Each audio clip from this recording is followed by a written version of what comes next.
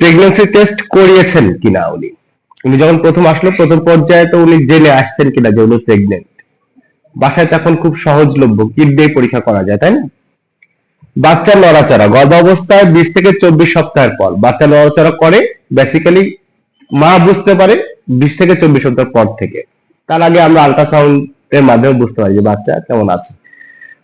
অতিরিক্ত ক্লান্তি বোধ, মায়ের অতিরিক্ত ক্লান্তি বোধ হয় কিনা? ক্লান্তি বোধ হওয়ার কিন্তু একটা কারণ আছে। মা যদি অ্যানিমিক হয়, মায়ের যদি রক্ত স্বল্পতা হয়, তাহলে মা কিন্তু মানে ক্লান্ত হবেই।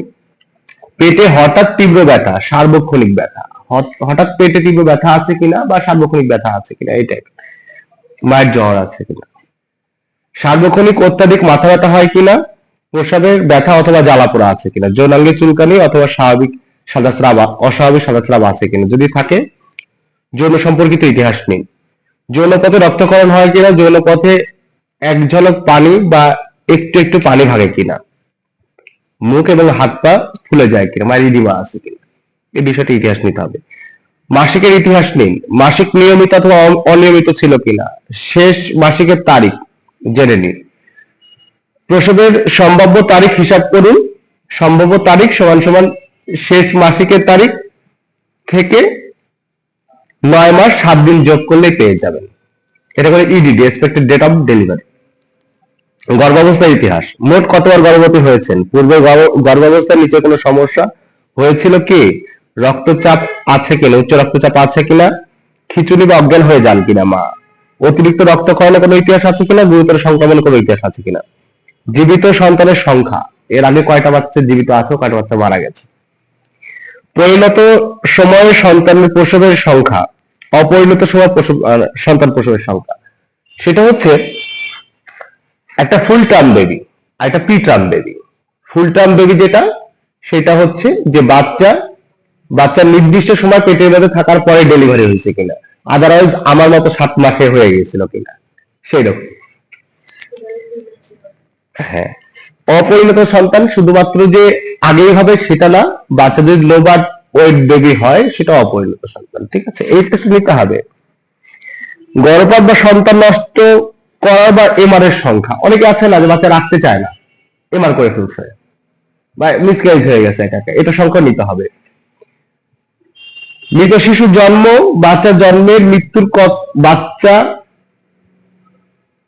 মৃত্যু জন্মের কতদিন পর, মানে বাচ্চা হওয়ার পরে কতদিন পরে মারা গেছে, এই ধরনের কোনো সংখ্যা আছে কিনা সেটা।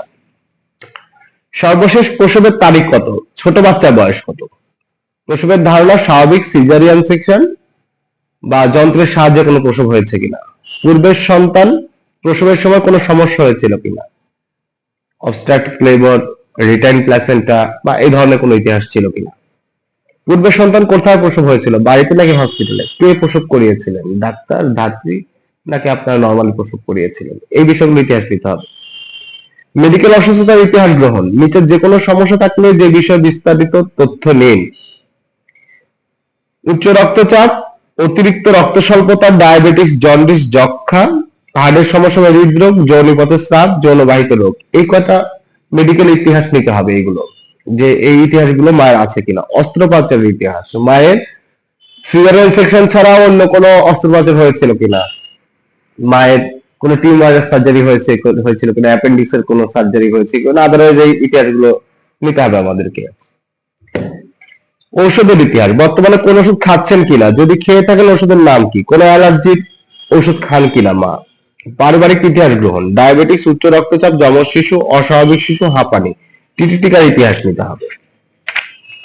তো আমরা একজন মা, গর্ভবতী মা যখন প্রথমে আসবে, আমরা এই বিষয়গুলো মায়ের কাছ থেকে ইতিহাস নিব এবং যদি কোনো জটিলতা পাই আমরা সেটাকে নোট ডাউন করবো এবং সে অনুযায়ী চিকিৎসা দিব।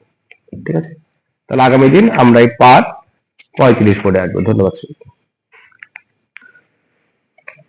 তাহলে আগের চেকলিস্ট থেকে আমরা জানলাম কি, যে প্রথম গর্ভকালীন ভিজিটের ইতিহাস গ্রহণ। পরবর্তী চেকলিস্ট 36, প্রসব পূর্ব শারীরিক পরীক্ষা। প্রসব পূর্ব মানে কি, আগে যে পরীক্ষাগুলো করতে হবে। শারীরিক পরীক্ষার প্রস্তুতি নিশ্চিত করুন। পরীক্ষার স্থান, ঘর পরিষ্কার পরিচ্ছন্নতা, গোপনীয়তা, পর্যাপ্ত আলো, উপকরণ, সরবরাহ, পরীক্ষার টেবিল, বিছানা, বিছানা কভার সহ বালিশ, মাপার জন্য ফিতা বা মেজারিং টেপ, যেটা ওজন মাপার যন্ত্র, উচ্চতা মাপার যন্ত্র, রক্তচাপ মাপার যন্ত্র, স্টেথোস্কোপ, সাবান, পানি, পরিষ্কার তোয়ালে, সাবান ও পানি দিয়ে হাত ধুয়ে নিতে হবে প্রথমে। সাধারণ পরীক্ষা কি করতে যাচ্ছেন তা গ্রহীতাকে বুঝিয়ে বলুন এবং তার সম্মতি নিন। এটা কিন্তু এই যে কনসাল্ট নেওয়া, রোগীর পারমিশন ছাড়া আপনি রোগীর গায়ে হাত দিতে পারবেন না। যদি আপনি পারমিশন ছাড়া রোগীর গায়ে হাত দেন, দিস ইজ অফেন্স, এটা অপরাধ। আপনি যে কোনো রোগী দেখার আগে, শুধু গর্ভবতী রোগী না, আপনি যে কোনো রোগী দেখার আগে রোগী পারমিশন নিতে হবে যে আমি আপনার পেশেন্ট মাপতে চাচ্ছি। হ্যাঁ ঠিক আছে, তাহলে আপনি হাত দিতে পারবেন, তাছাড়া দিস ইজ ক্রিমিনাল অফেন্স।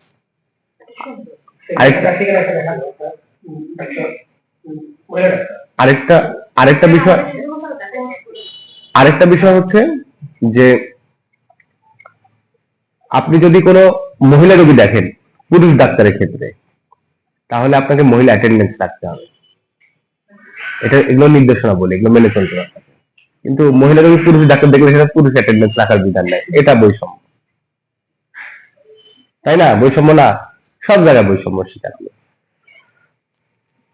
রক্তচাপ পরীক্ষা করে রেকর্ড রাখুন, ওজন পরীক্ষা করে রেকর্ড রাখুন, উচ্চতা পরীক্ষা করে রেকর্ড রাখুন, রক্ত স্বল্পতা আছে কিনা তা দেখুন। চোখ, আমরা যেমন চোখের পাতা প্রাইভেট টেডে দেখতে পারি যে চোখের পাতা ফ্যাকাশে কিনা, রক্ত স্বল্পতা আছে কিনা। জিহ্বা বা ঠোঁট ফ্যাকাশে কিনা, হাতের তালু ফ্যাকাশে কিনা, জন্ডিস। চোখের সাদা অংশ হলুদ, মাকে নিচের দিকে তাকাতে বলুন এবং 2 আঙুল দিয়ে চোখের উপরের পাতায় যেভাবে দেখতে হবে, ঠিক আছে, উপরের দিকে উঠান। জিহ্বার নিচের অংশ হলুদ কিনা, ইডিমা আছে কিনা, ভ্যারিকোস ভেইন আছে কিনা মায়ের পায়ে। অনেক সময় দেখা যায় না মায়ের পায়ের ভেইনটা দেখা যাচ্ছে, ওটা ফুলে আছে, এটা ভ্যারিকোস ভেইন বলি আমরা। স্তন পরীক্ষা করুন, গ্রহীতাকে ব্লাউজ বা অন্তর্বাস খুলতে বলুন। 2 পাশে হাত রেখে গ্রহীতাকে দাঁড়াতে বলুন। স্তনবৃত্ত বা নিপিল পরীক্ষা করে দেখুন। দুধ নিঃসরণ, অস্বাভাবিক নিঃসরণ, আকার। স্তন থেকে আমরা কি দেখবো যে দুধ নিঃসরণ হচ্ছে কিনা, ব্রেস্ট মিল্ক নিঃসরণ হচ্ছে কিনা, অস্বাভাবিক কোনো কিছু নিঃসরিত হচ্ছে কিনা, এবং ব্রেস্টের আকার ঠিক আছে কিনা। গ্রহীতাকে মাথার উপর হাত তুলতে বলুন এবং নিপিল ভেতরের দিকে ঢুকানো আছে কিনা আপনি দেখুন। অনেক সময় নিপিলটা ভেতরের দিকে থাকে, নিপিলটাকে আবার আমাদেরকে টেনে বের করতে হয়। গ্রহীতাকে পরীক্ষার টেবিলে শুয়ে পড়তে বলুন এবং 1 হাত মাথার উপর রাখতে বলুন। হাতের আঙুলের ফোলা অংশের সাহায্যে দেখুন। ধীরে ধীরে আঙুলের সাহায্যে বাম স্তন বৃত্তাকার পরীক্ষা করে ডান স্তনের দিকে যেতে থাকুন। প্রথমে হালকা হয়ে পরে জোরে গভীরভাবে চাপ দিয়ে পরীক্ষা করুন। বগলে কোনো স্ফীত বা lymph enlargement of lymph node আছে কিনা বা লিম্ফ অ্যাডিনোপ্যাথি আছে কিনা সেটা দেখতে হবে। স্তনবৃত্ত চাপ দিলে কোনো নিঃসরণ আছে কিনা তা দেখুন। একইভাবে ডান দিকের স্তন পরীক্ষা করুন, পেট পরীক্ষা করুন। পরীক্ষার সময় পেটের নিম্নলিখিত বিষয়গুলো দেখুন। প্রথমে পেটটা স্বাভাবিকভাবে দেখতে হবে, তারপর পেটের আকার দেখতে হবে। পেটের 4 ভাগ আস্তে চাপ দিয়ে পরীক্ষা করে দেখুন। শক্ত বা চাপ দিলে গ্রহীতা ব্যথা পান কিনা। জরায়ুর উচ্চতা মাপুন। বাম হাতের আলনার বর্ডার দিয়ে জরায়ুর উচ্চতা দেখুন ও টেপ দিয়ে মাপুন। গর্ভধারণের সাথে জরায়ুর উচ্চতার সঙ্গতিপূর্ণ কিনা তা দেখুন। বাচ্চা বড় হলে তো পেটটা বড় হবে, ফান্ডাসটা বড় হবে। দেখা যাচ্ছে যে মা বলছে আমার প্রেগন্যান্সি চলতে 6 মাস, বাট ফান্ডাস ডেভেলপ করেনি, তার মানে কি বাচ্চা বড় হয়নি ভেতরে, ঠিক আছে। শিশুর অবস্থান পরীক্ষা করুন। গ্রহীতার দিকে মুখ করে 2 হাত দিয়ে জরায়ুর উচ্চতা ও জরায়ুর ভেতরে শিশুর অংশ অনুভব করুন। মাথা হলে শক্ত, সমান, উঁচু নিচু নয়। যদি পেছনের সাইড হয় তাহলে চড়া অনুভব হবে। স্বাভাবিক অবস্থা থাকলে শিশুর পেছনের অংশটা জরায়ুর উপরের অংশে থাকবে। এবার ঘুরে রোগীর পায়ের দিকে মুখ করে 2 হাতে আলনার বর্ডার দিয়ে সমান্তরাল হয়ে জরায়ুর নিচের অংশ পরীক্ষা করে শিশুর উপস্থিত অংশ বা প্রেজেন্টিং পার্ট যেটা আছে, মাথা অথবা পেছনের অংশ আছে কিনা তা দেখুন। স্বাভাবিক অবস্থা শিশুর মাথা নিচের দিকে থাকবে।